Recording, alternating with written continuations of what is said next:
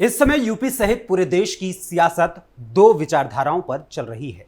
एक विचारधारा है तो सत्ता के लिए पिता तक को पार्टी से निकाल देने की, वोटों के लिए श्रीराम को भी अपशब्द कहने की, तो दूसरी विचारधारा है धर्म के लिए सत्ता का भी त्याग करने को तैयार रहने की।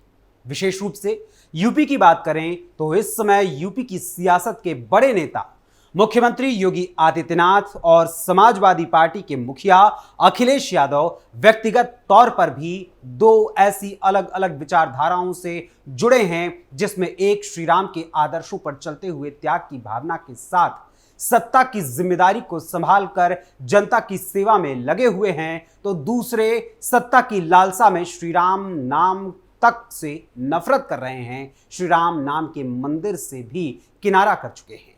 एक तरफ सीएम योगी आदित्यनाथ श्रीराम के लिए सत्ता का भी त्याग करने को तैयार होने की बात कह रहे हैं, तो वहीं दूसरी तरफ सनातन से दुराव रखने वाले सपा प्रमुख अखिलेश यादव और उनकी पार्टी के लोग विदेशी आक्रांताओं और हत्यारों को अपना आदर्श मान रहे हैं और उनकी याद में हाय तौबा मचाए हुए हैं। आज मैं आपको दिखाऊंगा दो ऐसी तस्वीरें जो इन दोनों ही नेताओं की विचारधाराओं में फर्क, ईमान की सच्चाई और आवाम से वफादारी का सबूत चीख चीख कर खुद दे रही हैं। नमस्कार, वंदे मातरम, कैपिटल टीवी उत्तर प्रदेश देख रहे हैं आप और मैं हूं आपके साथ अखिलेश पांडे।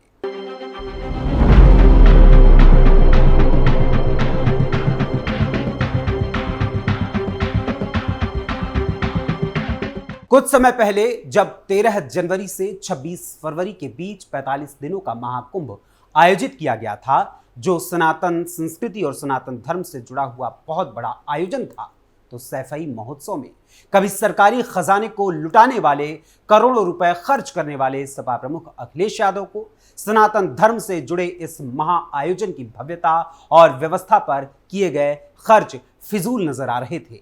60 करोड़ से अधिक की आबादी ने जहां संगम प्रयागराज के तट पर लगे महाकुंभ में आस्था की डुबकी लगाई, तो वहीं इसी समाजवादी पार्टी की राज्यसभा सांसद जया बच्चन महाकुंभ में त्रिवेणी संगम के जल को सबसे प्रदूषित जल बता रही थी। जो गांधी परिवार देश भर के हिंदुओं के जातिगत जनगणना का समर्थन करता है और कुछ समय पहले राहुल गांधी अलग अलग मंदिरों में घूम घूम कर हिंदू बनने का ढोंग करते हुए नजर आ रहे थे, उन सभी ढोंगियों और दोहरी बात करने वाले इन सभी नेताओं की पोल पट्टी एक तस्वीर ने आज देश के सामने खोलकर रख दी है। जो गांधी परिवार जातिगत आधार पर हिंदुओं को बांटकर उनका वोट तो चाहता है, मगर उनकी आस्था, उनके विश्वास और उनकी भावनाओं से जुड़े महाआयोजन में शामिल नहीं होता है, यानी महाकुंभ में गांधी परिवार का एक भी सदस्य नहीं गया, अयोध्या के श्री राम मंदिर से भी दूरी बना ली, उसी गांधी परिवार की वर्तमान मुखिया व कांग्रेस नेता सोनिया गांधी सिर्फ मुसलमानों को नाराज न हो जाएं, इस डर से श्री राम नाम के मंदिर को भी वो पूरी तरीके से उससे परहेज कर रही हैं और राम मंदिर में भी जाने से बच रही हैं। वहीं दूसरी ओर राम मंदिर में श्री राम जी के दर्शन करने से परहेज करने वाले अखिलेश यादव और संगम के जल को अपवित्र बताने वाली समाजवादी पार्टी की राज्यसभा सांसद जया बच्चन की इस तस्वीर को जरा गौर से देखिएगा। ये तीनों ही नेता केरल में इंडियन यूनियन मुस्लिम लीग की ओर से आयोजित की गई रोजा इफ्तार की पार्टी में शामिल होने का इनके पास भरपूर समय था और वो इस रोजा इफ्तार पार्टी में दावतें उड़ाते हुए नजर आ रहे हैं। लेकिन श्री राम जी की नगरी यानी श्री राम जी के धाम अयोध्या से पूरी तरीके से इन्हें परहेज है और वहां जाने का इनके पास रत्ती भर का समय नहीं है। कांग्रेस के राष्ट्रीय अध्यक्ष मल्लिकार्जुन खड़गे, कांग्रेस संसदीय दल की अध्यक्ष सोनिया गांधी, समाजवादी पार्टी के मुखिया अखिलेश यादव, सपा सांसद जया बच्चन भी इस पूरी पार्टी में शामिल रही और इसके अलावा कांग्रेस नेता शशि थरूर, शमा मोहम्मद, राज्यसभा सांसद सुधा मूर्ति, आम आदमी पार्टी के नेता संजय सिंह भी इंडियन यूनियन मुस्लिम लीग की इफ्तार पार्टी में पहुंचे हुए थे और ये वही नेता हैं जिन्हें श्री राम नाम से हमेशा हमेशा नफरत सी होती है। सीएम योगी ने श्री राम मंदिर के लिए कही सत्ता त्यागने की बात। वहीं अब बात करते हैं दूसरी विचारधारा और दूसरी तस्वीर की, जिसका प्रवाह त्याग और सेवा की भावना से जुड़ा हुआ है। दरअसल मुख्यमंत्री योगी आदित्यनाथ अयोध्या एक कार्यक्रम के सिलसिले में पहुंचे हुए थे, जहां उन्होंने टाइमलेस अयोध्या साहित्य और कला कार्यक्रम में शिरकत की और इस कार्यक्रम में शामिल होते हुए उन्होंने अपने संबोधन में कहा कि राम मंदिर उनके लिए सर्वोपरि है, भले ही इसके लिए उन्हें सत्ता भी छोड़नी पड़े। योगी आदित्यनाथ ने कहा कि जब वो मुख्यमंत्री बने तो नौकरशाही के एक वर्ग ने उन्हें यह सलाह दी कि अयोध्या जाने से विवाद हो सकता है, इसलिए आप अयोध्या जाने से बचिएगा।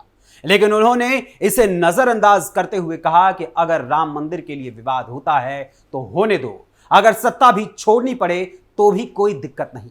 वहीं इसके साथ ही सीएम योगी आदित्यनाथ ने अयोध्या में दीपोत्सव की परंपरा को लेकर भी चर्चा की।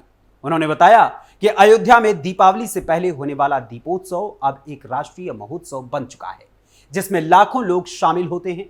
उन्होंने कहा कि जब उन्होंने पहली बार दीपोत्सव की योजना बनाई तो अधिकारियों को अयोध्या भेजकर इसका सर्वेक्षण कराया, जिसके बाद इसे बड़े स्तर पर मनाने का निर्णय लिया गया। इसके साथ ही सीएम योगी आदित्यनाथ ने प्रधानमंत्री नरेंद्र मोदी को भी धन्यवाद देते हुए कहा कि पीएम मोदी की विरासत और विकास की नीति के कारण आज श्रद्धालु आसानी से श्री राम मंदिर के दर्शन कर पा रहे हैं। उन्होंने कहा कि पहले लोग अयोध्या आना चाहते थे, लेकिन नेतृत्व की कमी के कारण वो रुक जाते थे।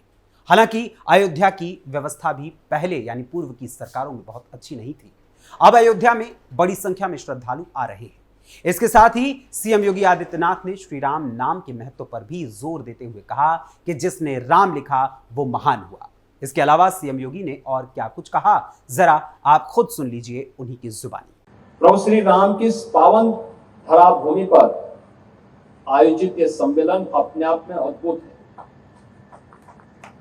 मैं इसे अद्भुत इसलिए कहूंगा कि इतने वर्षों तक अयोध्या क्यों मौन रही, जबकि यह एक सत्य है कि जिसने राम पर लिखा वह महान हुआ।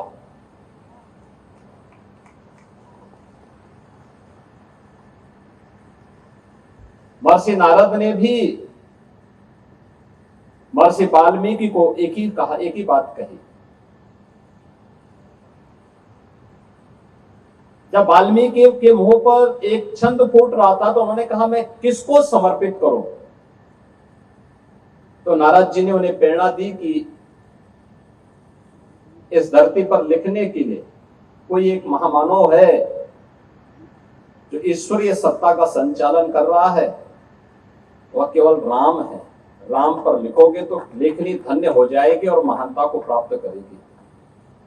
व्यावहारिक संस्कृत का दुनिया का पहला महाकाव्य रामायण बन गई और याद करिए वह आधार भूमि बनती है साहित्य की। हम वैदिक संस्कृत से व्यवहारिक संस्कृत में आ गए। व्यवहारिक संस्कृत से कैसे अपनी लेखनी को धन्य करना है, यह अगर सीखना है तो महर्षि वाल्मीकि की शरण में जाइए, जिन्होंने राम को आधार बना करके महाकाव्य की रचना कर डाली। उससे पहले उस प्रकार का महाकाव्य किसी ने नहीं रचा था। लेकिन मर्यादा पुरुषोत्तम भगवान राम उसकी आत्मा बने, अयोध्या उसका आधार बना, तो साहित्य की एक नई विधा का सृजन हो गया। साहित्य की जिस नई विधा का सृजन होता है वह कालांतर में आपने फिर देखा होगा पुराणों की परंपरा में वही व्यवहारिक संस्कृत अपनाई जाती रही और फिर यह आम जन के लिए इतनी लोकप्रिय हुई कि केवल भारत की ही नहीं बल्कि दुनिया की कोई ऐसी भाषा नहीं जिसमें रामायण या रामचरितमानस किसी न किसी रूप में लोगों के हृदय को न छू रही हो। वहीं दूसरी ओर सीएम योगी आदित्यनाथ ने सामूहिक रूप से यह ऐलान करते हुए कहा कि अगर श्री राम मंदिर के लिए सत्ता भी गंवानी पड़े तो कोई समस्या नहीं है। यद्यपि मेरी 3 पीढ़ियां श्री राम जन्मभूमि आंदोलन के लिए समर्पित थी, मुझे कोई समस्या नहीं थी, लेकिन शासकीय व्यवस्था जिस नौकरशाही से जकड़ी होती है, उस नौकरशाही में एक बड़ा वर्ग ऐसा था जो कहता था कि मुख्यमंत्री के रूप में अयोध्या जाने से विवाद खड़ा होगा।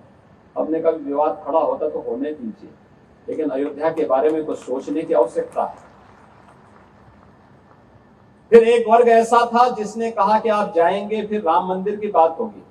तो मैंने कहा कौन हम सत्ता के लिए आए हैं, राम मंदिर के लिए सत्ता भी गंवानी पड़ेगी तो कोई समस्या नहीं होनी चाहिए। और हम लोग उस समय फिर इस कार्यक्रम के साथ जुड़े। मैंने से 19 अवस्थी से कहा, मैंने कहा एक बार चुपचाप जाकर के देखो दीपोत्सव का कार्यक्रम कैसे हो सकता है। और वे यहाँ आए, उन्होंने यहाँ सर्वे किया, उन्होंने कहा दीपोत्सव का आयोजन होना चाहिए। मैंने कहा मैं जाऊंगा, दीपोत्सव करते करते बीच में फिर राम मंदिर की बात उठेगी तो इसको क्या करेंगे। उन्होंने कहा नहीं, कार्यक्रम हो इसके बारे में हम सबसे बात करते हैं और सबका सकारात्मक भाव हो। और आज आप देख रहे होंगे दीपावली के एक दिन पहले अयोध्या का दीपोत्सव अयोध्या का एक फेस्टिवल बन गया, एक पर्व बन गया है। लाखों की संख्या में श्रद्धालु आते हैं और मैं मानता हूं यह शुरुआत थी अयोध्या में राम जन्मभूमि बनने की शुरुआत थी, राम जन्मभूमि की आधारशिला रखने की एक शुरुआत थी। अभी मैं जन्मभूमि दर्शन करके आ रहा हूं। मैं गत वर्ष अयोध्या में आए हुए श्रद्धालुओं की संख्या को देख रहा था और मैंने 2015-16 में भी कितने श्रद्धालु यहाँ आए, 16-17 में कितने आए, वो आंकड़ों को भी देख रहा था। एक समय था जब पूरे वर्ष भर में केवल 2,34,000 श्रद्धालु यहाँ पर आए थे 16-17 में। और मैं गत वर्ष के आंकड़े देख रहा था, गत वर्ष अयोध्या धाम में श्रद्धालुओं की संख्या आई थी 16 करोड़। आप अनुमान करिए क्या 2,34,000 और 16 करोड़ में कोई अंतर ही नहीं है। अभी आप देख रहे होंगे लाखों लोग अयोध्या में आज भी दर्शनार्थ आए थे। लोग चाहते थे, लेकिन लीडरशिप का अभाव था, लोग उसको आगे नहीं बढ़ने देना चाहते थे, सही जानकारी और सही तथ्यों को सामने नहीं आने देना चाहते थे। लेकिन हम सब आभारी हैं प्रधानमंत्री मोदी जी के, जिन्होंने विरासत और विकास को एक साथ जोड़ करके भारत की परंपरा को उस गौरव के साथ आगे बढ़ने के लिए प्रेरित किया। इसके साथ ही सीएम योगी ने इस बात पर भी जोर दिया और कहा कि ये वही उत्तर प्रदेश है जहां पहले कभी उपद्रव होते थे और आज इस प्रदेश में उपद्रव नहीं बल्कि उत्सव मनाए जा रहे हैं। पिछले 10 वर्ष में प्रधानमंत्री मोदी जी ने विरासत और विकास की जिस गति को आगे बढ़ाया, उत्तर प्रदेश ने उसका अनुसरण करते हुए तेजी के साथ अपनी अर्थव्यवस्था को आगे बढ़ाने में योगदान दिया है। ये वही उत्तर प्रदेश है जहां पहले युवा अपनी पहचान छुपाता था, आज वही युवा अपना उद्यम स्थापित कर रहा है। ये वही उत्तर प्रदेश है जहां पहले उद्यम नहीं लगते थे, आज नए नए उद्यम भी लग रहे हैं और हमारा युवा भी अपना उद्यम लगाने के लिए तैयार हो रहा है। ये वही उत्तर प्रदेश है जहां उपद्रव होते थे, आज उस प्रदेश में उपद्रव नहीं, उत्सव मनाए जा रहे हैं। उत्सव का आलम किस रूप में? आपने प्रयागराज का देखा, अयोध्या का देखा, काशी का देखा, मां विंध्यवासिनी धाम का देखा, गोरखपुर में देखा, चित्रकूट धाम में, नैमिषारण्य में, ये सभी उत्सव ही थे जो लगातार 1.5 से 2 महीने तक देश और दुनिया के आने वाले श्रद्धालुओं के महासमागम का आधार बना था। अनेक लोगों के लिए नए नए रोजगार का सृजन इनके माध्यम से हो रहा था और उसी उद्यम के साथ जुड़ने के लिए आज हम सब आपके बीच यहां पर आए हैं। इस समय देश और प्रदेश की सियासत की दोनों विचारधाराएं आपके सामने हैं। अब इन दोनों ही विचारधाराओं में से एक सिर्फ सत्ता के लिए किसी भी हद तक जाने की मानसिकता को दर्शाती है, तो दूसरी श्री राम के लिए सत्ता को भी त्याग देने की विचारधारा को रखती है। मैं ये नहीं कहता कि किसी की खुशियों में या त्योहार में शामिल होना कोई गुनाह है, लेकिन सिर्फ वोट पाने की चाहत में किसी को खुश करने के लिए हिंदुओं की आस्था, उनके विश्वास और भावनाओं की हत्या करना भी निहायती गलत है और गुनाह है। वैसे एक ओर समाजवादी पार्टी के मुखिया अखिलेश यादव और कांग्रेस की विचारधारा और दूसरी ओर मुख्यमंत्री योगी आदित्यनाथ की विचारधारा आप सभी के सामने है। ऐसे में इन दोनों में से आप किसका समर्थन करते हैं और किसके खिलाफ हैं, हमें अपने कमेंट्स के माध्यम से जरूर बताइएगा। और साथ ही यह भी बताइएगा कि रोजा इफ्तार पार्टी में शामिल होने वाले जो राम मंदिर से दूरी बनाए हुए हैं और यहां तक कि महाकुंभ से भी दूरी बनाए हुए हैं, उनके बारे में भी आप क्या सोचते हैं, हमें अपने कमेंट्स के जरिए जरूर बताइएगा। फिलहाल अभी के लिए बस इतना ही। फिर मुलाकात होगी किसी और खबर, किसी और मुद्दे, किसी और विषय के साथ। तब तक के लिए मुझे अनुमति दीजिए। धन्यवाद। जय हिंद, जय भारत।